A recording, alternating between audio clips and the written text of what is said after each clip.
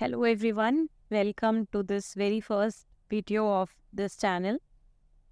Though it is not the first video, मैंने एक introductory video पहले भी post की है, पर content wise ये पहला video होने वाला है और हमारा पहला topic है historical sources. So let's start. First question is, name the location of musical inscription containing groups of musical notes arranged for the benefit of his pupils by a king in the 7th or 8th century. And the answer is कुदुमिया मलाई inscription. ये inscription जो है हमें classical ragas के बारे में information देता है and it is inscribed on a cave temple and the name of the temple is Shikhargiri Swara temple. Please इस टेम्पल के बारे में आप और पढ़ाई करिएगा और पढ़िएगा. And it gives musical notes in 7 classical ragas. It is a Pallava inscription. It refers to great musician Rudracharya. ये question भी UPSC पहले पूछ चुका है कि which of the following inscription refers to great musician Rudracharya. तो answer is कुदुमिया मलाई inscription. ये तो सही ऑप्शन था जो हमने elaborate करके देख लिया, पर ये बचे हुए जो inscriptions हैं अब हम इनके बारे में पढ़ेंगे. Second is Uttara Merur inscription. Uttara Merur inscription अभी हमारे प्राइम मिनिस्टर जी भी इंडिया की डेमोक्रेटिक हिस्ट्री के बारे में जब डिस्कस कर रहे थे तो उन्होंने भी इस इंस्क्रिप्शन को रेफ़र किया था अप्रैल में, इसलिए ये और इम्पोर्टेंट हो जाता है. It gives details of the functioning of local सभा.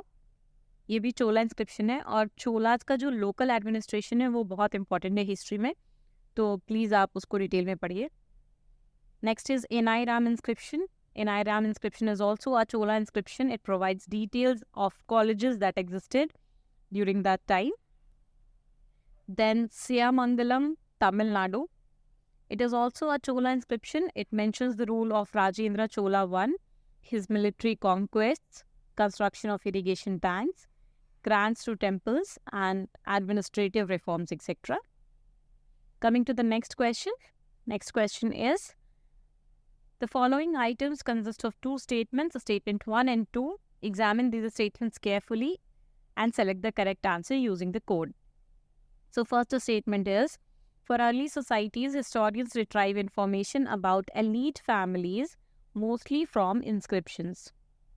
This is true because inscriptions में हमें elite families, nobles वगैरह की information मिल जाती है और जो lower strata of society, lower class of society होता है उसके बारे में inscriptions में mostly इंफॉर्मेशन नहीं मिलती है बिकॉज वो राजा या नोबल्स ही इंस्क्राइब करवाते थे, तो वो लोग थोड़ा सा अलग सोसाइटी में रहते थे, अपने बारे में करते थे. Next is Satavahana inscription generally end with the term पुत्रा, अ प्रकृत वर्ड मीनिंग सन. यहाँ पे देखिए सिर्फ एक वर्ड का खेल है, पुत्रा, पुत्रा नहीं है. Satavahana inscription generally end with the term पुत्ता, और यहाँ पुत्ता मीनिंग सन नहीं है. पुत्ता का मीनिंग है गोत्रा, जैसे कि गौतमी पुत्र, वशिष्ठी पुत्र. तो ये पुत्रा नहीं, पुत्ता है. यहाँ पे पुत्ता आपके गोत्र को रिप्रेजेंट कर रहा है. Here Gautami and Vashishthi are feminine forms of Gautam and Vashishtha.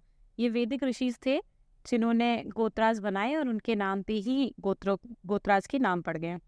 The famous travelogue Siyuki is linked with, answer is Hiuen Tsang. Hiuen सांग इंडिया आया हर्षवर्धन के टाइम पे और उसके ट्रैवल रिकॉर्ड में उसके ट्रैवल की जो जर्नी थी वो उसके साथ साथ बुद्धिस्ट रिकॉर्ड्स भी उसने इनकॉर्पोरेट किए. सीयूकी का मतलब होता है रिकॉर्ड ऑफ वेस्टर्न कंट्रीज़. ये आप ध्यान रखिएगा कि जो भी आप रिकॉर्ड्स पढ़ रहे हैं उनका मीनिंग क्या है वो भी याद रखिएगा, क्योंकि मैंने एक टेस्ट सीरीज़ में देखा था, आई थिंक वो ओनली IAS का टेस्ट सीरीज़ था, उन्होंने ऐसे कुछ ट्रैवलॉग्स दिए थे और दूसरी तरफ उनका मीनिंग दिया था, मैच द फॉलोइंग करके था. इस तरह से UPSC भी कभी क्वेश्चन पूछ सकती है, तो थोड़ा सा इसको आप ध्यान रख सकते हैं. He stayed at Nalanda University for 5 years and he described Kannauj as a very beautiful city. Fahian was a Chinese pilgrim. He visited India during the reign of Chandragupta II. His travelogue is called Fokoki and it means Fokoki means a record of Buddhist kingdoms.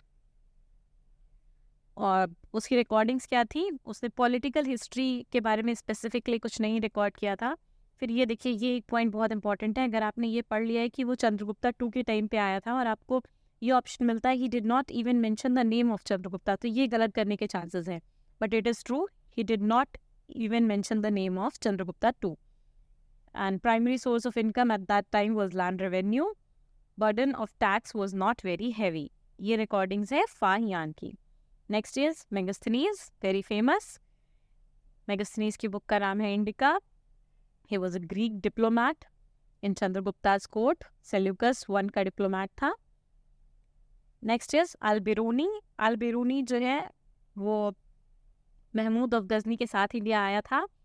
उसके travelogue का नाम है किताबुल हिंद. किताबुल हिंद का मतलब होता है history of India. He was a philosopher, mathematician, historian and one of the jewels of sultan of Mahmud of Ghazni. Came to India with Mahmud of Ghazni in 1001 AD. उसकी एक दूसरी बुक भी है जिसका नाम है तहकीक-ए-हिंद. उसमें उसने इंडिया के सोशल, रिलीजियस और पॉलिटिकल कंडीशंस के बारे में लिखा है. And he was very much impressed with the Indian philosophy, specifically with Upanishads and Bhagavad Gita. Next question. The only inscribed portrait of Ashoka has been found at, ये serious में पूछा गया है 2014 में, सांची, अमरावती और कनगनहली. अगर मैं इसको गलत प्रोनाउंस कर रही हूँ प्लीज़ मुझे कमेंट सेक्शन में बताएगा. Next is Ajanta. Kanaganhalli, it is a ancient Buddhist site in Karnataka. Stone portrait of Ashoka, labeled Rayo Ashoka in Brahmi script is found here. तो आप ये भी किसी टेस्ट सीरीज या शायद यूपीएससी का एक क्वेश्चन है रायो अशोका वाला, कि कौन सा जगह, कौन से साइट पे जो पोर्ट्रेट मिलता है जिसमें रायो अशोका लेबल्ड है, उसका आंसर कनगनहली होगा. ये याद रखिएगा कि रायो अशोका कहाँ पे मिलता है. And here he is surrounded by female attendants and his queens. And Indian and ancient Buddhist stupa, Mahastupa, has also been found here. This is the picture. आप ऐसे पिक्चर्स थोड़ा रेफरेंस में अगर लेकर के पढ़ते हैं तो आपकी विजुअल मेमोरी में रह जाता है, ये ज़्यादा दिनों तक याद रहती है. तो प्लीज़ ऐसे पिक्चर्स देखते रहा करिए. सांची स्तूपा, अमरावती और अजंता, इसको मैं बहुत छोटे से ऐसे एक बॉक्स बना के उसमें डिस्क्राइब नहीं कर सकती हूँ. This things are very descriptive. इसके लिए आगे जब मैं अजंता के कल्चर के बारे में डिस्कस करूँगी, उस टॉपिक कल्चर के अंदर मैं इनको डिस्क्राइब करूँगी. तो अभी मैं इनको डिटेल में डिस्कस नहीं कर रही हूँ. चाइनीज़ ट्रैवलर ह्यू सांग who visited India recorded the general conditions and culture of India at that time. In this context, which of the following are correct? The roads and river routes were completely immune from robbery. ये गलत है क्योंकि जब वो राजा के court में पहुंचा था तो उसका सब कुछ लूट लिया गया था, उसके पास कुछ भी नहीं बचा था. तो ये ऑप्शन डेफिनेटली गलत है. और एक चीज़ जो आप यहाँ से देख सकते हैं कि कम्प्लीटली इम्यून जो लिखा हुआ है, ये जो कहते हैं ना कि एक्सट्रीम स्टेटमेंट्स हो जाते हैं, कम्प्लीटली इम्यून इंडिया में होना थोड़ा मुश्किल है. खैर वो एक्सट्रीम स्टेटमेंट्स और एलिमिनेशन वाली टेक्निक सब काम नहीं कर रही हैं, पर ये कुछ ऐसे एक्सट्रीम स्टेटमेंट्स हैं जिनमें आप देख सकते हैं. As regards punishment for offences, ordeals by fire, water and poison were the instrument for determining the innocence or guilt of the person. This is true. The tradesmen had to pay duties at ferries and barrier stations. This is also true. यहाँ पे देखिए ये मैंने कुछ किया हुआ था, मैं अभी आपको एक्सप्लेन करती हूँ. ये पहले होता था, इस तरह के क्वेश्चंस आते थे तो 1 एलिमिनेट करके आप आंसर तक पहुँच जाते थे. पर अब ऐसे नहीं होता, अब ऐसे ओनली 1, ओनली 2 करके ऑप्शंस आने लगे हैं, तो उसमें थोड़ा सा टफ होता है. खैर पता नहीं, शायद यूपीएससी वापस से ये वाला पैटर्न ले आए. यूपीएससी का कोई भरोसा नहीं है, पर अब हम ये वाले के लिए भी तैयार रहेंगे. Next question. In the context of history of India consider the following pairs: eripatti, तनियूर्स एंड घटिका. ये CSE 2016 में क्वेश्चन पूछा गया था. इसका आंसर है 1 और 3. एरीपाटी और घटिका सही है. देखते हैं डिटेल में इसको. Taniyurs was a term related to the administration of Cholas. Under this, all villages were same as an autonomous unit. Each village together formed a nadu. सारे villages मिलाकर के एक नाडू बनता था. और जब बहुत सारे विलेजेस नाडू के अंदर आ जाते थे उसको कहते थे कुर्रम। तन्यूर्स वर कुर्रम्स फाउंड इन लार्ज सिटीज, बड़े सिटीज के जो कुर्रम्स होते थे उन्हें तन्यूर्स कहते थे। Eripatti was a special category of land, और tank land was known only in south India, ये सिर्फ साउथ इंडिया में मिलता था eripatti land. The revenue from these land was set apart for the maintenance of village tank.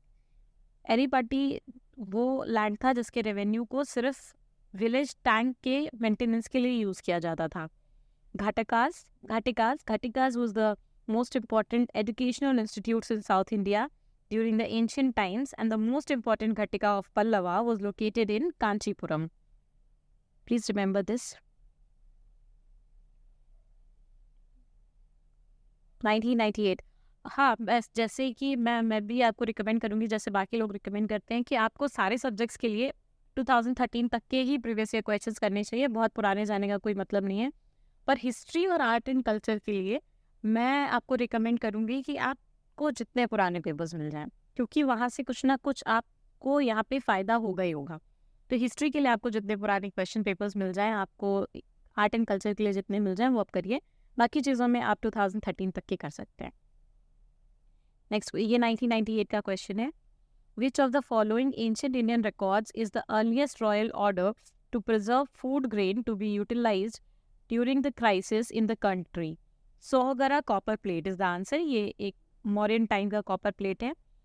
एक question 2023 में आए जिसमें आपको सोहगरा एक ऑप्शन में मिलेगा, तो आपने अगर ये क्वेश्चन किया होता वो क्वेश्चन आप इजीली कर लेते। इसीलिए मैं बोल रही हूँ कि आप हिस्ट्री में स्पेसिफिकली जितने पुराने पेपर्स मिल सके उतने पुराने करिए।